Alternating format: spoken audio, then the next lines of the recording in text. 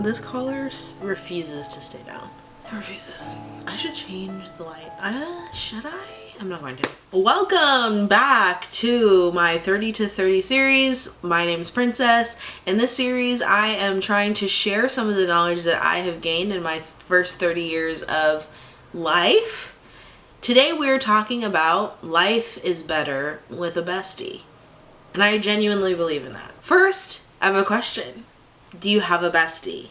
If your answer is yes, then this is a gift. And if it is no, then you need one. I don't care if you're a man or a woman or any other kind of person, you need a bestie.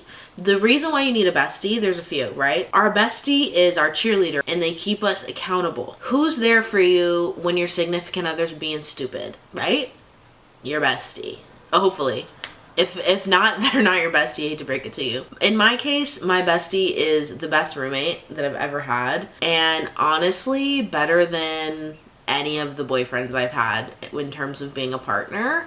I wish I could find a guy who puts even half of the energy that my best friend puts into our relationship and making sure that I know that I'm valued and loved. I truly am waiting for the day. I always say a man is temporary, but a bestie is forever, because I mean, really, it really explains itself. That's all I'm going to say on that. If you don't have a bestie, I'm going to teach you how right now.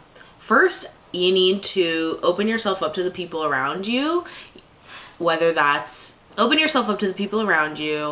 that's at work or wherever you go. I find friends all over the place. I've had a lot of my friends I did meet in church, but a lot of them also I didn't. One of my best friends is like my former neighbor.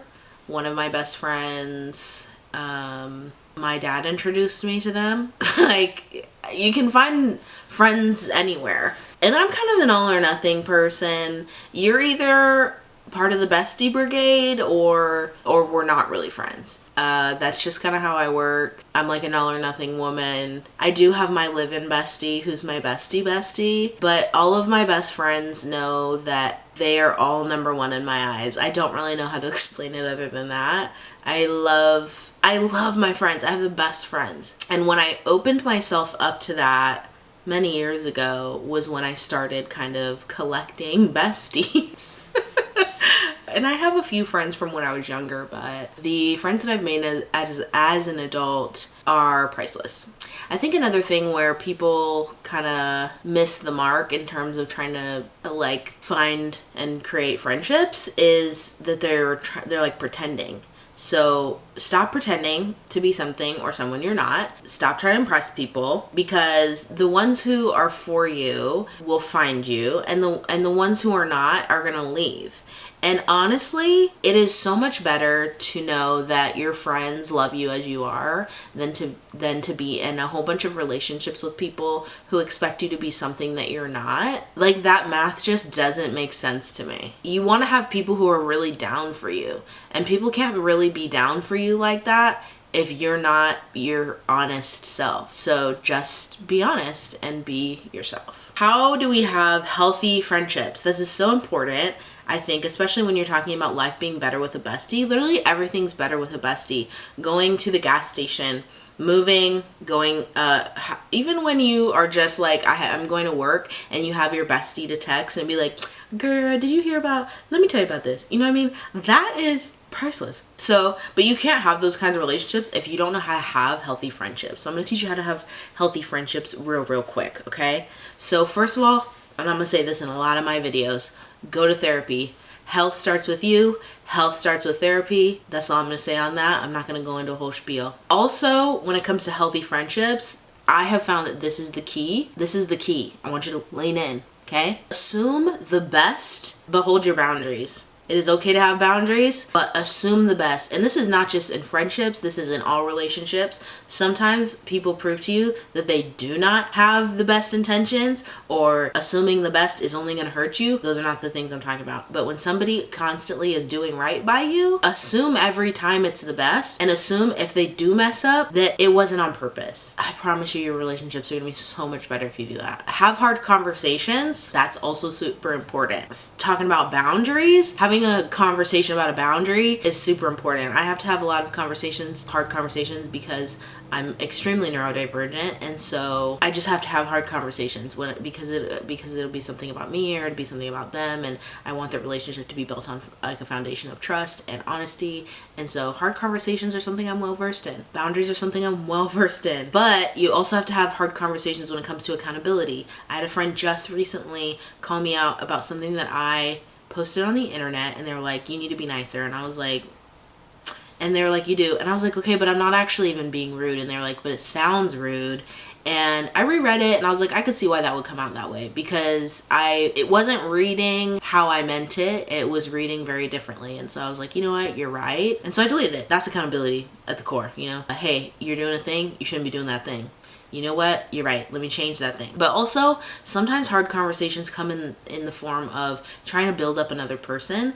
This I have found often comes when I'm trying to call somebody up and out of a bad relationship that they have with themselves or with their parents or with somebody else or with another thing, because you have to be like, hey, I'm noticing a pattern that's not good for you. Let's talk about that. That's not always an easy conversation to have, but it is super important if you want to have healthy relationships, especially healthy friendships. Calling each other up and out is super, super important. It's not exactly the same as accountability. It's more often like, hey, I see this thing that I know you don't see about yourself, or you've mentioned this thing and I am trying to help you, not necessarily with accountability, but I'm trying to help you move forward in this. So sometimes that's like, hey, you keep talking crap about yourself and I honestly need you to go figure that out in therapy, and I need you to know that I think you're really awesome. You know what I mean? And everybody's different. I have my hard conversations are going to look different than your hard conversations, guarantee it. Also, last, when you want to have healthy friendships, learn their love languages and use them.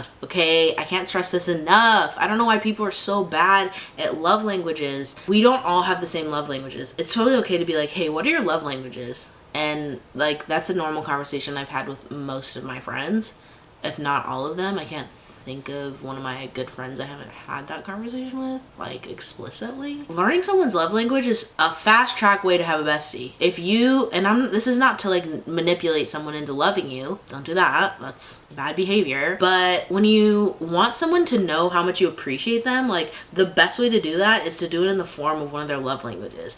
If I want somebody to appreciate them and they can't have boba, or they don't like boba, like, I'm not gonna buy them boba and be like, hey, I just wanted you to know that I hear about you boba because I like boba. That's like so selfish. I see people do stuff like that all the time and I'm like, are you dumb? So learn the love languages of the people that you love and use them.